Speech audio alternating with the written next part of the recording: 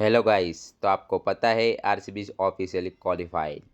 तो आरसीबी विस पंजाब के मैच में पंजाब ने टॉस जीतकर गेंदबाजी करने का फैसला लिया।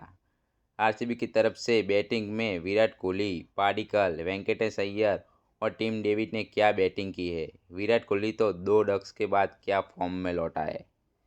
37 गेंद में 57 रन्स।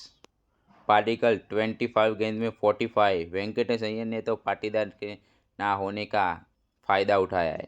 40 गेंद में 73 रन्स।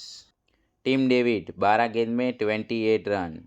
तो आरसीबी ने 20 ओवर में 222 रन बनाकर पंजाब को 223 रन का टारगेट दिया। पंजाब का तो कोई top order middle order batsman चला ही नहीं।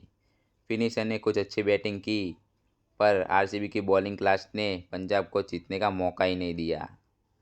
पंजाब 199 रन पर ढेर हो गई। पंजाब बैक टू बैक 6 मुकाबले हार चुकी है।